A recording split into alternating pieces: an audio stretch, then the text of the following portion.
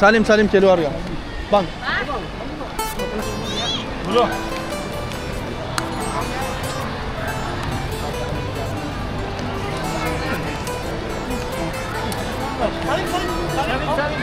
Salim. Ya, Salim. Maşallah. Hadi.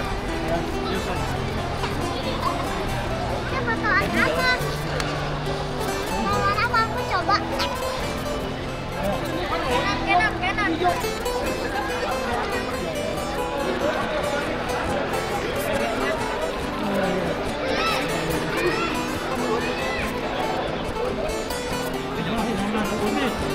Kanan. Lurus Ami. Lurus everything. Onu kameraya al. Kardeşim. Yolun bahtın açık olsun kardeş. Allah'a emanetsiniz. Buralar sizde. İnşallah tekrar görüşürüz. Yengem sana emanet, tamam. Allah'ın izniyle. Hiçbir sıkıntı yok. İnşallah. Daha insan bir garip oluyormuş şimdi. Ya duygulanıyor. Bak yengem gitti orada. Destek ol yazık.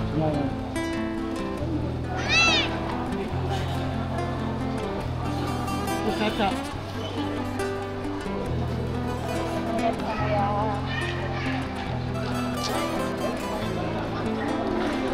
Zor, kolay Bu değil. en zoru olan işte bu. En zoru bu. Nikah falan değil. Ayo, semua keluarga di sini saya video ya. Hadi. Hepiniz öyle dizinin videoya alalım. Hatıra olarak kalsın. Sen de gel lan. O değil. O değil. Ertuğrul Video abi. değil. Sen- Abi gel. Gel.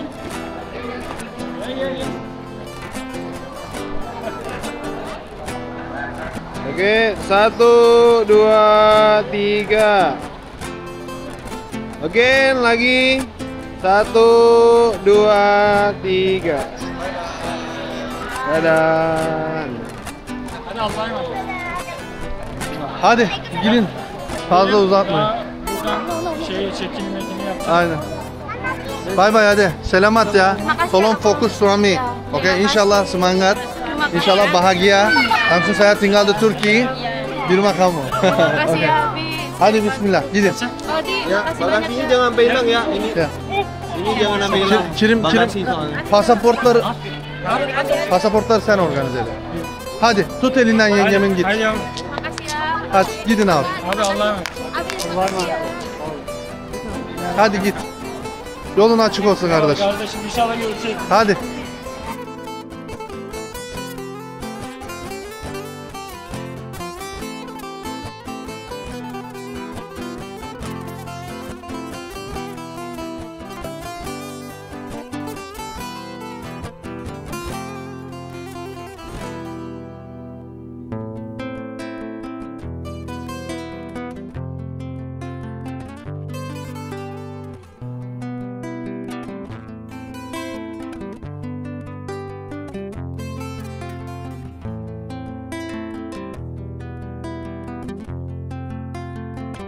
Semangat ya, bahagia anak kamu. Ya ya. Bang, ya bang. Ibu, makasih ibu. Bu, insyaallah semangat. salah kata dan Ya. Sama-sama Dia mau ibu. Insyaallah bikin semangat juga ya. Ada kata-kata. Maaf ya. Ya bang. Sehat ya. Tidak takut insyaallah bahagia deh kamu. Terima kasih. Terima kasih Bang ya. Tamam. Hadi gidelim abi. Udah, dia nunggu di dalam, Pak. Nunggu di dalam, sama tahu ntar yang ada masalah daripada dia ntar pas masuknya ada masalah apa-apa, ini di dalam. Jadi Aman, aman, clear aman. semua. Aman inşallah. Vize aman. Oke. Selamünaleyküm. Ya. Bay bay.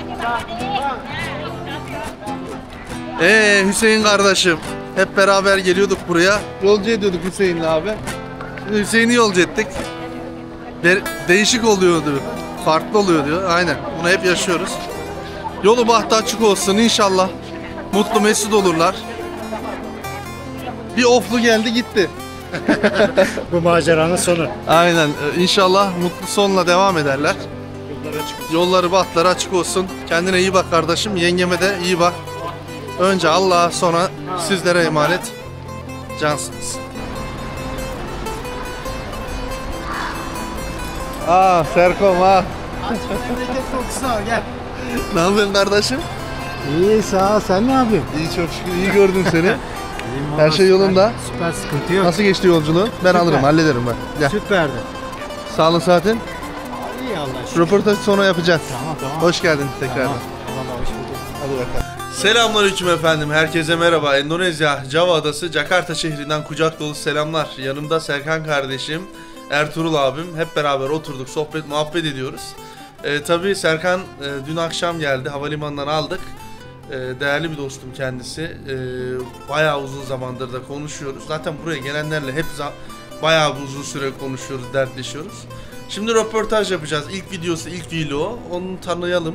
Kimdir, neyin nesidir ve nerelere gideceğiz, ne yapacağız, ne kadar masraf yapmış, ne kadar maliyeti çıkmış, evlilik için gerekli belgeleri nasıl hazırlamış, ne yapmış, ne etmiş, biraz soruları boğacağız kendisiyle. İlk defa kamera karşısına çıktığını söyledi. Heyecanlı maruz görün lütfen. Videolarımızı beğenerek, yorum yaparak, kanalımıza abone olarak bizleri destekleyebilirsiniz. Hadi bismillah diyelim, başlayalım. Selamünaleyküm. Selam. Ertuğrul abi, önce senden başlayalım. Nasıl gidiyor abi evlilik? İyi gidiyor. Her şey yolunda. Her şey yolunda. Mutluyum. Geçen gittik elçiliğe, işlemlerini hallettik. Evet. Şimdi çocuğun vizesi biraz uzun sürdüğünden dolayı Evet. Bekliyorum. zaman alacak. Herhangi bir sıkıntı, aksilik çıktı mı? Yok, çıkmadı. Geçmiş olsun diyelim. Sağ olun. Aralıklarla sohbete dahil edeceğiz seni. Tamam.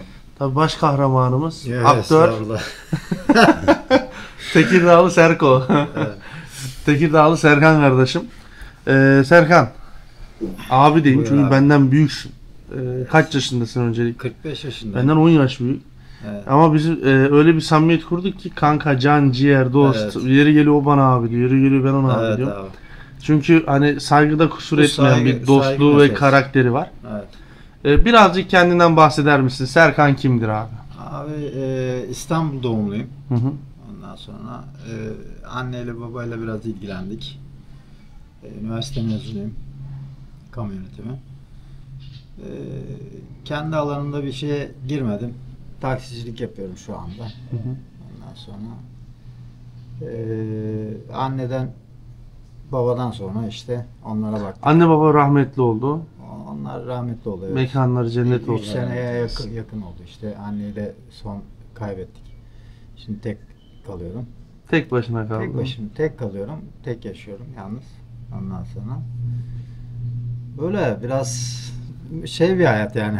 Nerede yaşıyorsun aslen? Nerelisin? Tekirdağ'da yaşıyorum. Aslen doğma büyüme İstanbul'da doğdum büyüdüm. Aslen Kastamonuluyum. Ondan sonra ama Tekirdağ'da yaşıyorum yani. 15 seneden beri Tekirdağ'da yaşıyorum. Tekirdağ'da taksicilik yapıyorum. Ondan sonra böyle geçiyor işte hayat. Aslında bu seninle ilk videomuz değil. Daha öncesinde Ayhan kardeşim ziyarete geldiğimde orada sürpriz bir gelişme oldu. Seni Abi, çekmiştik. Evet çektim. Hatta dedim beni çekme, Beni beni çekme. çekme, bana. kimsenin haberi yok. Yapma gözünü seveyim, yayınlama falan diye. Aynen. Şimdi ne oldu? Haberleri var mı? Kimsenin Eşin, dostun, haberi yok. akraban? Yok. Yok değil mi? Yok. Bir tane iki tane arkadaşım var benim, çok yakın, çok samimi. Bu arada yeri İsimlerini gelmişken, verebilirsin. Tabii bu arada yeri gelmişken teşekkür edeceğim, bazı insanlar var. Ondan sonra Ali Başkanım var, çok değerli, çok kıymetli Ali Başkanım. Ona saygılarımı sunuyorum. Ondan sonra Murat abi var, çok değerli. O da çok yardımcı oldu bana. Ona çok teşekkür ederim. Ondan sonra Tamer kardeşim var. Tamer abi bizim dert ortağımız gibi. Sürekli dertleşiyoruz onunla. Ona yakın alakasından dolayı ona da teşekkür ediyorum. Ergün abi benim vazgeçilmezim. Ne zaman başım sıkışsa Allah razı olsun. Yani annemin cenazesinde mesela hiçbir şey elimi sürdürtmedi mesela. Her şeyi kendisi. Öyle güzel dostların da Çok, var. Çok sevdiğim dostlarım İnşallah var. seneye geldiğimde onlarla da tanıştırırsın beni. İnşallah. Bu arada Meryem ablayla İbrahim abi de çok Selam saygıdeğer olsun. insanlar. Onlara da çok selam olsun. Selam olsun. Böyle abi. işte güzel birkaç samimi dostum var. Onun haricinde fazla kalabalığı sevmiyorum etrafımda. Yani birkaç Dur. Evet, kusura bakmayın, çiçek geldi Çiçek kuryeden. geldi. Evet. Tabii uzun zaman oldu seninle konuşalı. Ama öncesinde yengemi hangi sosyal mecradan buldun? Nasıl tanıştınız? Nasıl anlaşıyorsunuz? Sosyal medya üzerinden konuştuk. Hangi uygulama? Müslüman diye. Hı hı. Ondan sonra konuşmaları, tavırları falan hoşuma gitti. Bir de bir sıcaklık hissettim. Herkes yani. de o siteden buluyor değil mi abi? Sen de oradan Ben bulmuşsun. oradan bulmadım. Seninki daha farklı. Sembolü U olan bir chat programından bulduydum. 2 yıl önce. Tam ismini Çok var bilmiyorum. biliyor musun? Mesela Google'a girseler İslami tanışma siteleri yazarlar. Endonezya tanışma siteleri. Ne bileyim hani çöp çatan siteleri yazsalar bile bulunabiliyor. Ya biz Ama dikkat etmenizde fayda var. Tabii benim kafa şeydi hani sohbet ederiz, sohbet amaçlı falan filan. Dağılsın kafa. Kafa dağılsın diye çünkü tek yalnız yaşıyoruz. O yüzden biraz muhabbet olur, sohbet olur falan hesabı. Hı hı. Girdik. Ondan sonra 3-5 kişiyle öyle havadan sudan sohbet ettik ama bu biraz farklı bir şey gelişti. Biraz hissiyatın Değişti yani. Bunu ben böyle olacağını da tahmin etmemiştim yani. Ondan sonra. Peki sana demiyorlar mı ya kardeşim 45 yaşına kadar hiç evlilik yapmadın mı? Neden bekledin? Neden bekar kaldın dediklerine ne cevap veriyorsun abi? Soracaklar da bunu sana. Abi ben bir tercih yaptım. Yapmak da zorundaydım yani aslında. Çünkü ben evlenseydim evleneceğim kişinin annemle veya babamla yaşayacağından emin değilsin. Yani tamam herkes ilk başlarda tamam kabul ettim dese bile sonradan problemler çıkar. Hı hı. Yani Türkiye'de biliyorsun herkes kaynanayla kayınpederle bir arada yaşamaz yani yaşamıyor. Ev üstüne ev olmaz. O ev üstüne ev olmaz diye bir tabir var Hı hı. evet. Öyle bizde. diyorlar genelde. O yüzden ileriye dönük problem yaşamamak için hiç o maceraya girmek istemedim yani. Sordular ama değil mi? Hani Ha, soran niye oluyor. bekliyorsun? Tabii, Hadi yani. evlensene falan. Sorun oluyordu ama geçiştiriyorduk yani. Ya bir tık da aileni düşündün. Anneni babanın üzerine düştün. Onu gerçek hissiyatı insanın bilemezler yani. Bilemiyorlar. Hı hı. Yani değer vermen gereken veyahut da öncelik vermen gereken bir şey oluyor senin. Yani bir durum var. Evlilik denince senin aklına ne geliyor? Mesela ya hani Evlilik dediğin zaman abi birbirine saygı geliyor ilk başta. beklentin bu mu? Saygı. Saygı olacak abi. Ondan Sana ne sonra verdi ki de sadakat. saygıyı verdi mi yenge hanım da buraya Saygıyı geldi? verdi. Saygıyı vermese 10.000 kilometre yol gelir mi abi sen ne yapıyorsun sen? Nasıl anlaşıyorsunuz? Abi şimdi ben Türkçe yazıyorum o Endonezya yazıyor bir şekilde anlaşıyoruz ama Çeviri programı. yani çeviri programıyla. Ama yani görüş açısı şeyi falan bakış açısı falan iyi yani. O yüzden ne bileyim hal tavırları ondan dolayı. İki kalp birbirini seçtiyse dile gerek yok. Bakışlarla bile insan anlaşabiliyor. Ya o sıcaklığı almak farklı bir şey. Bir yani. de bu şöyle söyleyeyim. Kardeşimin kalbine aktı. Yani Endonezya'dan Tekirdağ'a kalbine o sevgi aktı. Yoksa buraya niye gelsin? Abi, Hissiyat yani mı hiç- diyorsun? Ya duyguları, Tabii tabii. O şey var ya, çekim gücü var ya. Evet. O zaman ve şey tanımıyor. arzu, Mesafe tanımıyor. arzu diyorsunuz yani Mesafe hissiyat. tanımıyor yani. Bazen bazı şeyler aklı gelecek bir şey değil yani. Anladın mı? O böyle Delilik değil mi? Buraya konuşuyor neden nasıl geliyor? Sen 45 yaşına kadar, 50 Ya yaşına kadar evlenmemiş bir adamı evlendirmek zor. Çünkü artık kafa her Seçici şeyi oluyorsun. düşünüyor. 50 yaşındasın hiç evlilik Abi, yapmadın. Evet. 45 yaşındasın hiç Seçici evlilik oluyorsun. yapmadın. Bak, armutun sapı üzümün çöpü demeye başlıyorsun. Aşırı seçici olmaya Detaylara başlıyorsun. iniyorsun Çok detaylara iniyorsun. Yetişkin birey olduğunuz zaman Yani hani diyorlar ya gözü açılmadan evlendirmek lazım diye eskiler öyle tabir ederler de askerlikten önce evlendirirler veya askerden gelir gelmez hemen evlendirirler ki göz açılmasın yani gözü erkeğin. açılmasın erkeğin ya da kızın neyse bir an önce yuvalarını kursunlar. Bir an önce evlilik olsun diye. Aslında özür dilerim Ama sözünü bir yaştan kestim. sonra olmuyor. Maddiyattan dolayı da değil yani. Hani Hayır, ondan maddiyattan- dolayı da değil. hayır, İkinizin de hayır, durumunu hayır. iyi biliyorum. Değil. Maddiyattan dolayı değil. Hiç alakası yok. Siz bir tık daha kafanıza yatkın birini bulamadınız. Evet. Denk Kafana gelmediğini yatmıyor, söylüyorsunuz. Aynen, kafana yatmıyor. Bir de hayatta öncelik vermen gereken durumlar oluyor. Şimdi ben 14 sene anneme baktım. Ondan önce 2 sene de babama Mekanı baktım. cennet olsun. Allah razı olsun. Cenneti garantiledi yani kardeşim. Evet, Atalak. Ama işte Cenneti garantiledi inşallah. baba kanser hastasıydı. 2 sene kanser tedavisi gördü. Onu kaybettik. Onu kaybetmeden işte anne biraz Stres yaptı.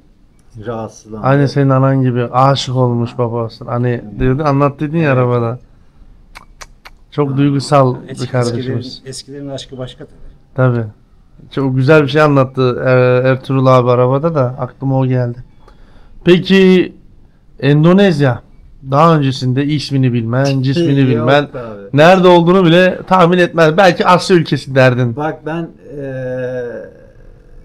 son 2-3 senedir işte gezi programlarına falan bakıyorum, o YouTube'da şeyde falan. Gezi, yani bir yerlere gidecektim ben. Kafaya koymuştum yani. Bir yerlere gezecektim işte. Moğolistan olur, işte Kırgızistan olur falan. Avrupa ile hiçbir alakam yok.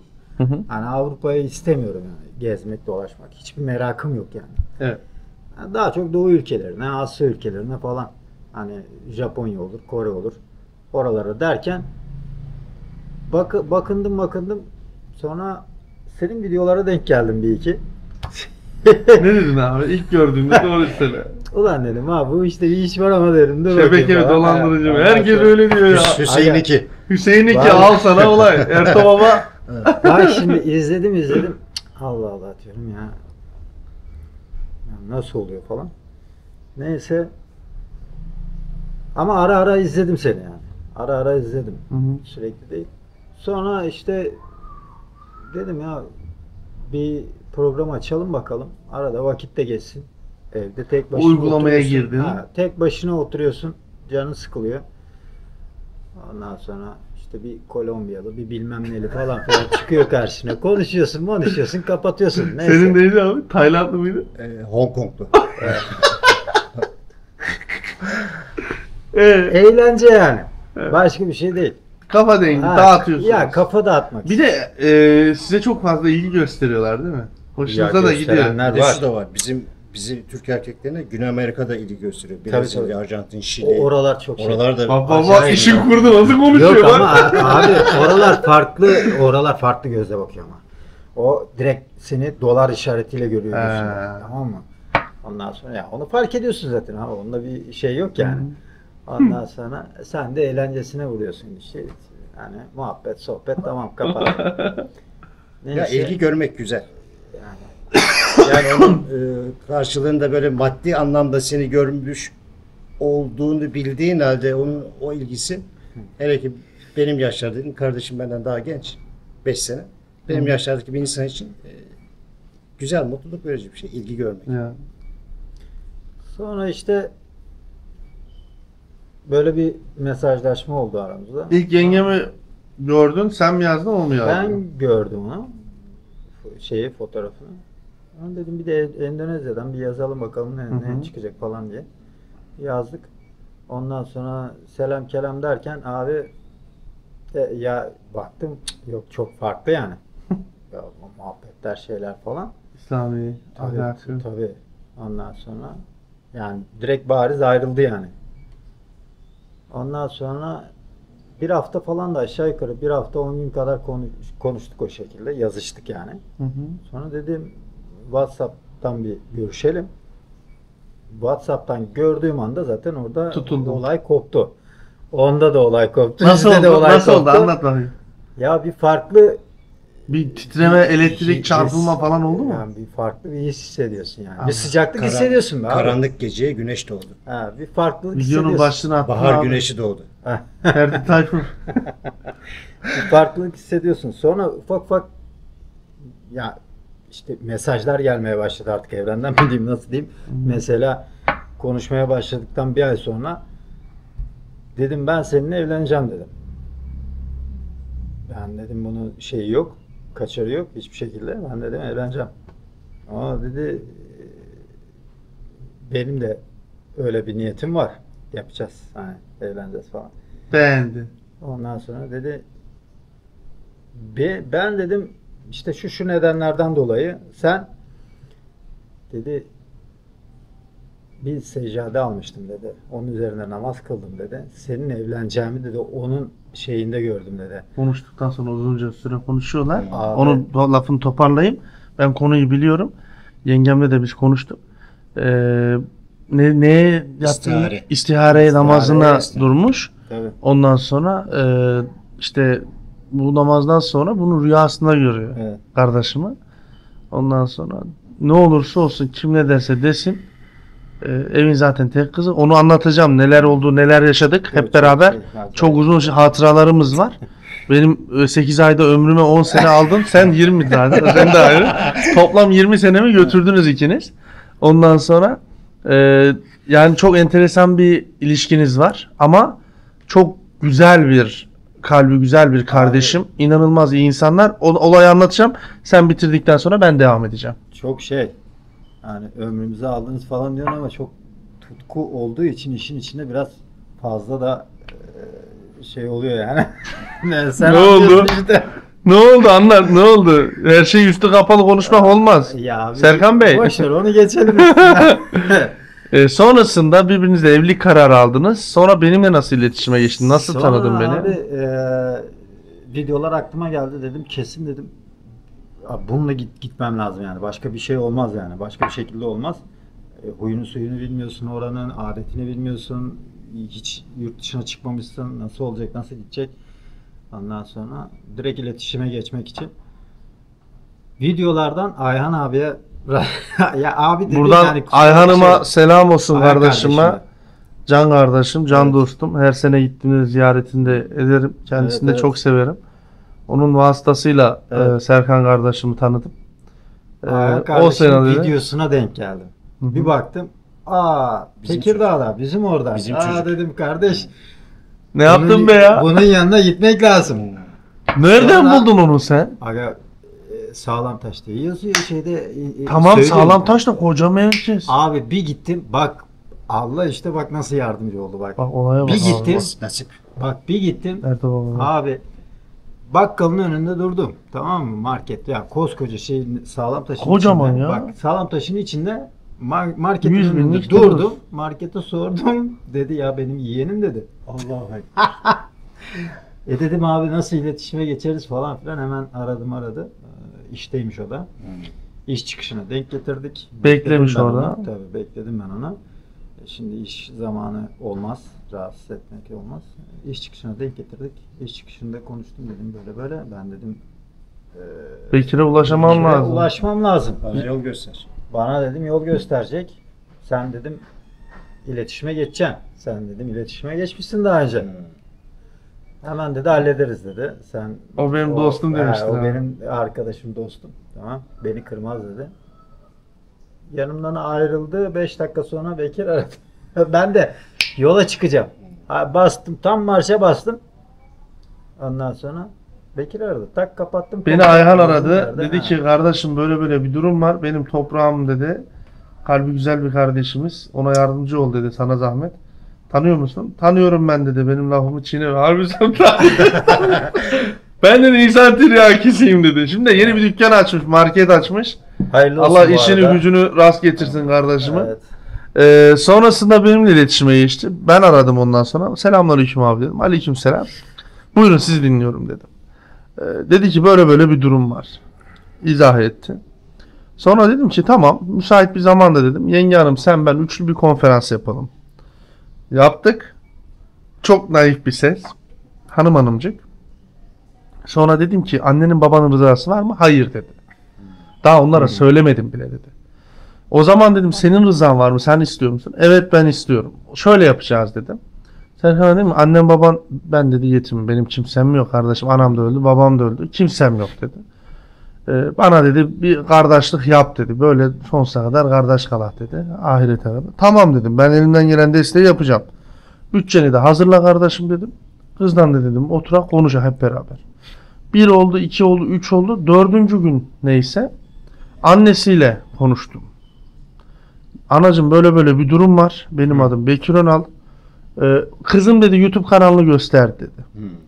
Benim dedi rızam olması için sizin buraya gelmeniz lazım dedi. Burada dedi sizi görmem gerekiyor benden için.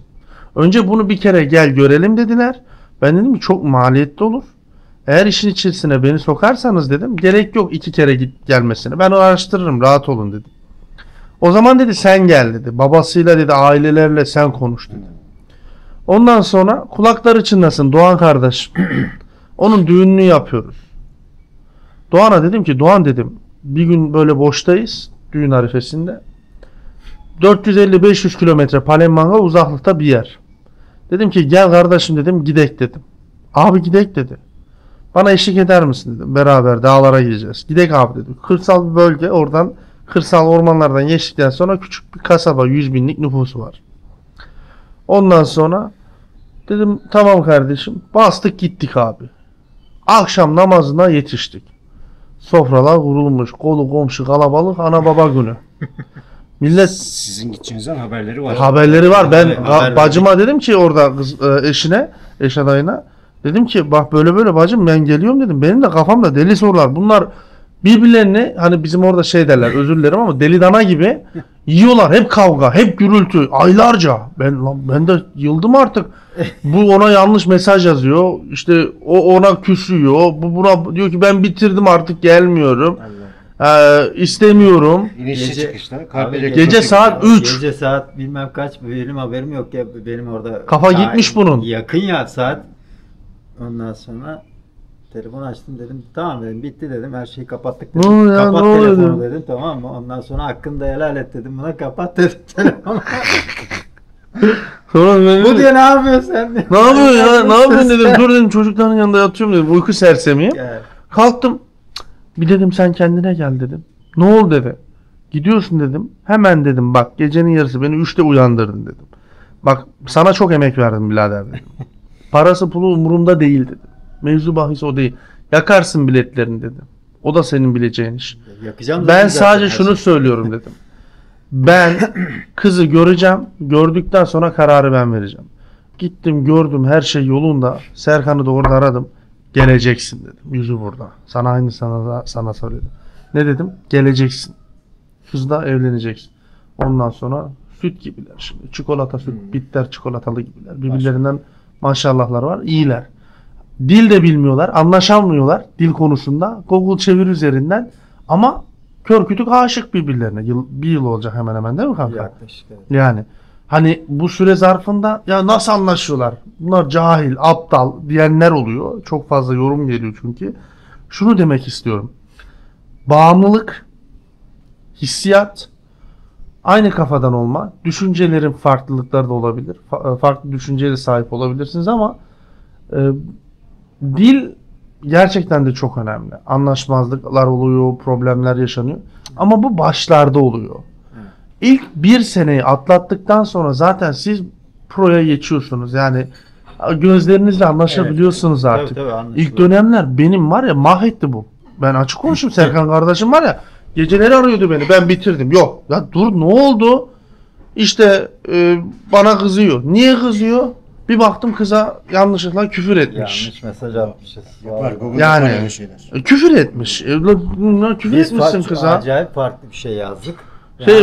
Babanın çarkına tüküreyim gibisinden bir şey yazma. O da küfür çevirmiş. O bilmem ne yapayım sana. Fena Çok şeyler feci. yazdık. Biliyorsun O bizim yüzden. bir taşra giden bir kardeşimiz vardı. Sonrası. Sami abi dayak attılar ya hani ailesi kızın ailesi. Sonra gittik bir yıl sonra da Google düğününü çeviriden, yaptı.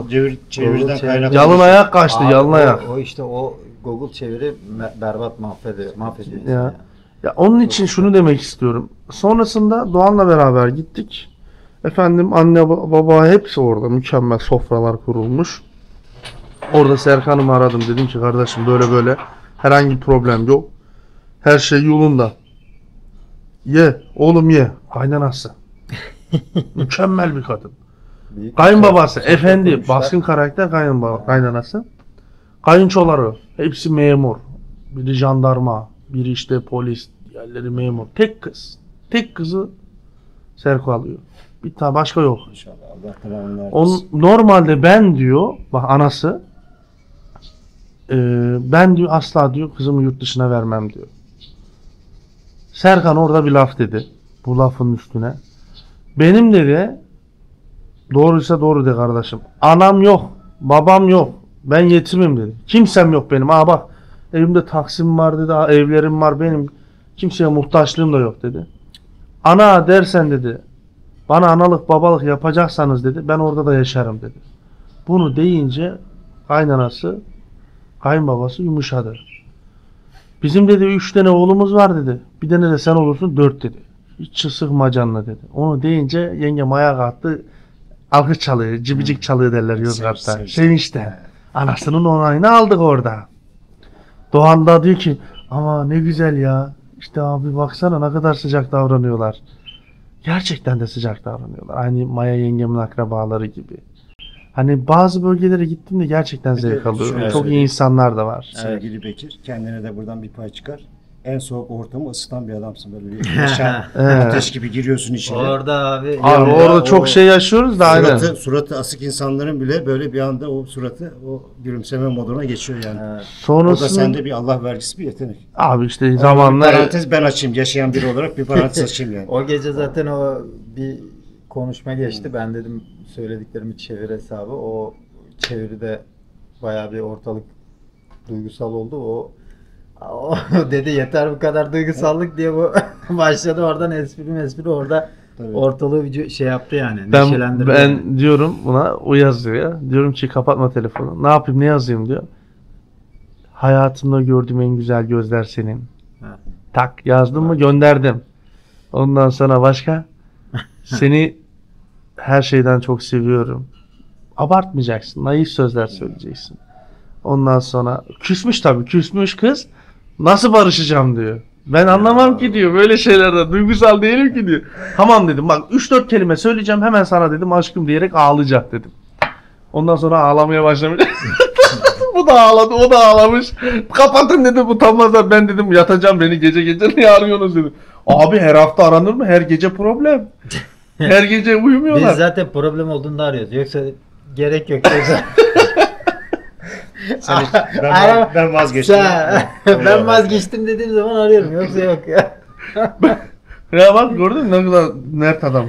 Neyse konuşuyor ya. Abi, neyse o. İşi düşünce arıyor. Abi rahatsız etmenin anlamı yok kardeşim yani ne gerek var? Günde 50 Geçen kişi arıyorsun. şeyde Trabzon'da Ali grupta konuşmuştu. ya. Evet. Ali diyor ki Bekir abi diyor, efendim dedim. Abi benim canım sıkılıyor dedi. Ya canı sıkılmış. Oğlum canım sıkılıyor da benim. Arayacak başka adam var bulamadın dedi. mı be abi? Oğlum git başkasını ara. Adam İşim meşgul, gücüm var. dağlarda, Binlerce insanla tepelerde. uğraşır. Ali de gelecek ilerleyen zamanlarda. Abi olsun ya, ben seni seviyorum diyor. Oğlum beni seviyorsun tamam da git yengemi ara. Onu ya hiç tartışamıyoruz ki diyor. Bir tartışma arıyorum diyor. Kız çok şey diyor, adını sen söyle. Alttan alıyor. Çok saf, kalbi temiz diyor. Mütevazi ya. Mütevazi diyor. Öyle. Ben dedim ki işte dua et dedim. Millet tartışmamak için dedim yer arıyor dedim. Sen tartışmak için yer Biz arıyorsun. direkt tartışıyoruz abi. Hiç şey yok Yani onda. çok değişik şeyler yaşadık. Badireler atlattık. İkinizde de aynı şekilde keza. Ama tabii senin durumunu, röportajını yayınlayacağım. Bugün yayınlanacaksın ilk bölümün. Senin düğün bitmiş, evraklar bitmiş, her şey bitmiş. Balayını yapıyorsun. Evet. Kafana göre takılıyorsun. Ama videon daha yeni yayınlanıyor. Bunun nedeni de bir tık daha işimizi garantiye alalım. Her şey yoluna girsin. Dosta düşmana alçaklığınızı vermeyelim diye yapılıyor. Hayırlısı olsun. Peki buradan nasıl söyleyeyim ben sana? Her türlü sıkıntılara, badirelere rağmen dimdik ayakta olup geldin. Döküldün, saçıldın. Kaç para düğün masrafı? Yani mehire ne kadar verdin? Düğün masrafına ne kadar verdin? Toplam maliyetin ne kadar? Mehir abi 11 gram altın. 11 gram. 11 gram. Abi bak şimdi bir şey söyleyeceğim. 11 gram mehir istiyor yengem. Tamam mı? Bu da artistlik olsun diye gitmiş 100 gram altın almış. Ya Tamam mı? arkadaş. Helal hoş olsun, alsın tabii karısı ama kanka 11 gram niye söz verdin? O zaman 100 gram deseydin şey yapardın. O 11'i o şey için istedi. İkimizin de doğum tarihi 11 geçiyor. Bak. 11 geçiyor. Ondan dolayı bir de benden şöyle bir şey istedi. Ya dedi senin doğum tarihin dedi 20-11 ya dedi. Hı hı. Bana dedi ya 11-20 ya da 20-11'li rakamı içeren dedi bir Türk lirası olarak dedi bir ilk harçlığımı senden almak istiyorum. TL. Türk olarak, lirası Türk getirmiş. lirası 2100 mü ne? 2100 TL. 10 2011 lira. He. 2011 lira.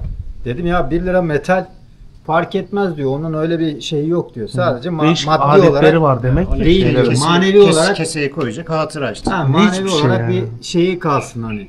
Şöyle diye, üçümüz anısı gitsek bir kalsın. dönerciye yiyeceğimiz rakam bu. Ha. Ondan sonra istediği 11 gram da bir şey değil. Ya sen bununla Türkiye'de hiçbir şey yapamazsın yani. Yanına yaklaştırmazlar yani. Peki düğün festa yani yemekti, makyajdı ne kadar vermiştik? Ben biliyorum gönderdiğim rakamı da sen Vallahi söyle. 200 bin.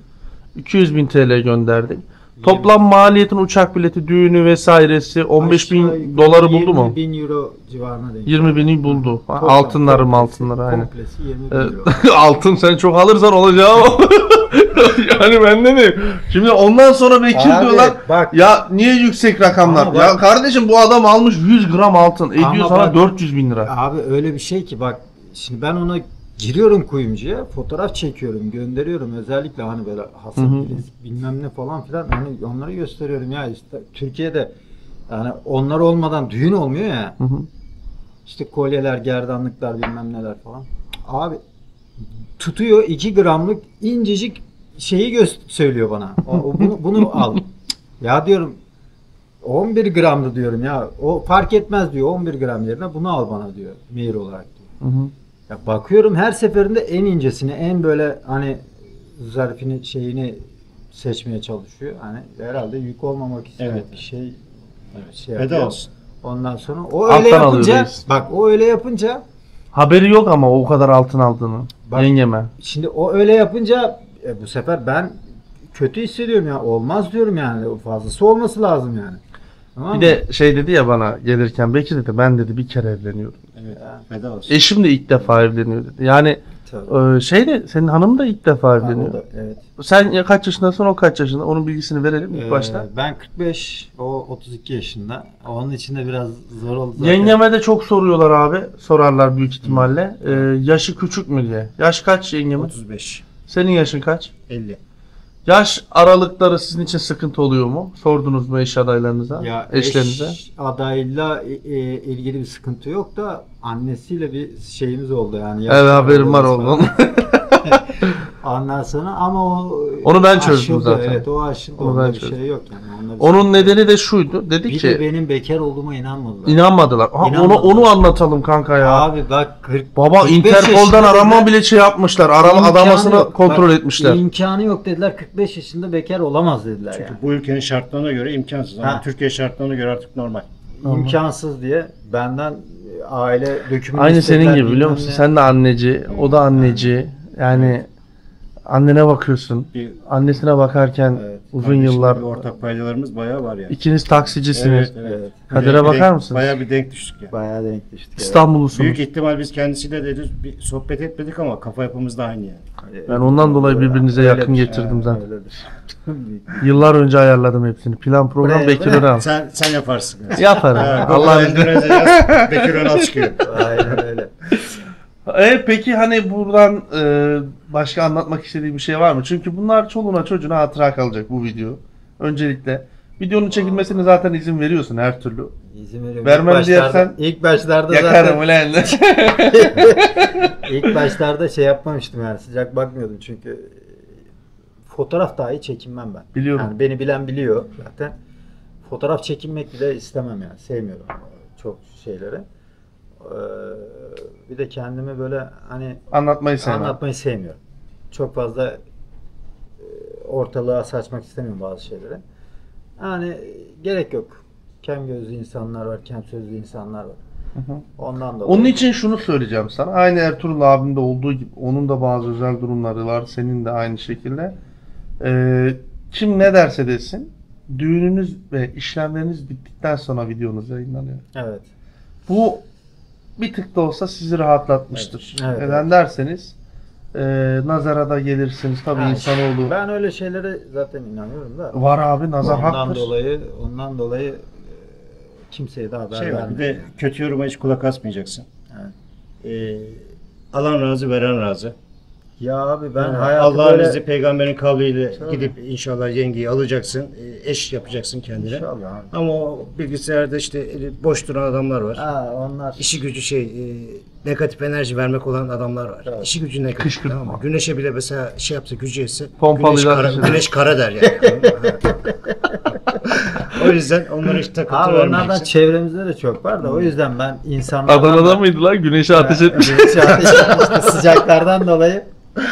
Allah O hakkı yüzden fikir Abi versin nasıl ya. bir ülkede yaşıyoruz işte bak. Kimsenin zorla kızını almadık. Kızılderili yapsa bile Ha, gülmem lan bu kadar. Bu ülkenin şartlarına uyarak geldik. Tabii. Onların adetlerine uyarak geldik. Allah razı, veren razı. Allah mutluluğumuzu daim etsin. Senin de Allah Geçen- tamamını versin kardeşim inşallah. Geçen Kazasız yorumlarda belasız. bir hanımefendi yorumu bulursam eklerim şey yazmış. Hep iyiler mi, iyi gençler ya da yakışıklılar mı ya da nasıl söyleyeyim kalbi temizler mi Endonezya'dan evlenir? Bize niye denk gelmiyor bunlar falan diyor. Şimdi Abi- bu mesele gerçekten de şöyle. Denk gelme, kader, kısmet mevzusu Aynen öyle. gerçekten çok önemli. Yani hani sana denk gelmedi abi o kadın. Gelmedi abi. Belki bu kadına da senin gibi bir adam denk gelmedi ya da senin gibi abi. Bir de şu var Yani. kardeşim. Ben Olmayınca olmuyor. kardeşim hani çemberin dışında tutuyorum. Sözüm meclisten dışarı. Ben taksiciyim. Sonuçta insan eşe ihtiyaç duyuyor. Bir elmanın yarısı öbür yarısına ihtiyaç duyuyor. Yani. Çünkü Allah bizi o kadına zaaflı bir yaratık olarak yaratmış. Kadına zaafımız var. Öyle tek başına olmuyor. Ama ne zaman ki mesela Türk kadınları tamamen statücü olmuşlar. Yani bunu ben ayrım yapmıyorum. Hani kötü konuşmak da istemiyorum ama ne iş yapıyorsun? Taksiciyim dediğim zaman hep kapılar kapandı karşıma. Bir de itibarı olmayan bir mesleği yapıyoruz ya. Mesela hani başka bir mesleklerde başka bir şeyler desen o konuşacak seninle. Ama taksiciyim dediğin zaman o kapılar bir anda kapanıyor. Yani o Türk kadını Küçümsüyorlar biraz mı kendine seni? sorsun yani. Küçümsüyorlar mı? Tabii. Taksici kimse. Mesela bilhassa İstanbul'da taksicilerin itibarı sıfır. Ya Sen ne şöyle düşünüyorsun? bir durum var abi. Artık Türkiye'de evlilik maddiyata dayanan bir olgu haline geldi, tamam mı? Yani hiç kimse duyguya bakmıyor. Hiç kimse huzura bakmıyor. Sana en başta söylediğim gibi benim istediğim karşı taraftan saygı. Saygı olacak, sadakat olacak, tamam mı? Samimiyet olacak. Sevgi oluyor zaten, bunlar olduğu zaman sevgi şey yapıyor yani, bir anda oluyor yani. Zamanla sevgi de Zamanla sevgi oluyor zaten. Ya bizim analarımız, babalarımız nasıl görücü usulüyle evlenmişler, birbirlerini tanımışlar mı? Ama büyükleri onları birbirlerine denk görmüşler. Evlendiklerinde malı mülkü var mıymış bunların? Yok. Evet. Bir kuru yastık, bir kuru döşekle evlenmişler. Kimse maddiyata bakmamış. Rızık Allah'tandır. Tabii rızık Allah'tandır demiş. Sonra yuva yapan dişi kuştur demişler. Bunu boşuna dememişler. Yani sabırlı olmak gerekiyor. Yani böyle bir anda servetin üstüne, milyonların üstüne konayım, oturayım, rahat edeyim ben. İşte televizyonun karşısında çekirdeğimi çitleyeyim. Koca gitsin çalışsın, şu olsun bu olsun falan, yani öyle bir şey. Yani Türkiye'de biraz işler değişti yani. Evet değişti. Burada farklı. Bak burada yok. Burada da bazı olanlar yerleri de var. Ha, biliyorum. Şimdi Tamam, onlar bir tık daha nasıl söyleyeyim ben size? maddiyata bakmayıp da böyle 3-5 maneviyata yıl, bakanlar var. maksimum 5-10 yıl diyelim. Bu süre zarfında maalesef Endonezya'da aynı şekilde olacak gibi Aynı değil yolda tamamıyla. gidecek. Evet.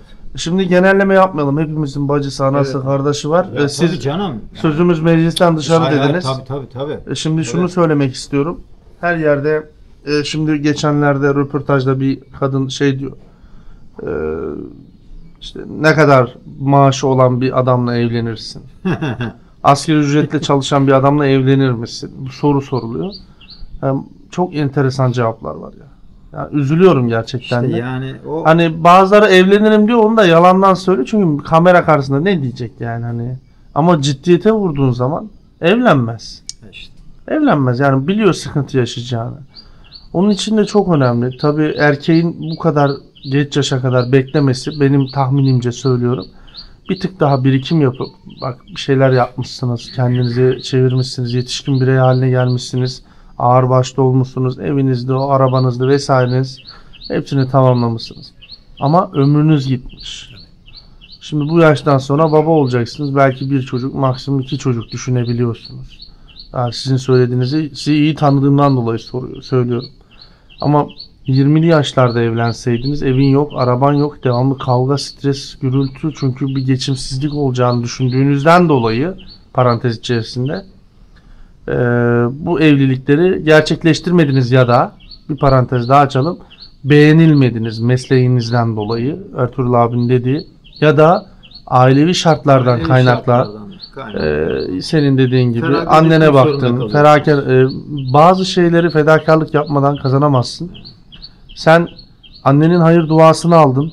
Ben ona çok çok eminim. Neden dersen güzel hanımcık bir hanım yanında artık. Evet, inşallah. Sen de aynı şekilde. Maya yengem bir tane. Onu söyleyeyim sana. Benim hanım da çok seviyor. Zaten bizim evdeler devamlı.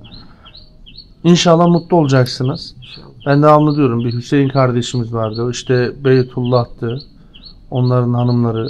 İşte birkaç daha kardeşimiz var. Bir de sizin hanımlarınız.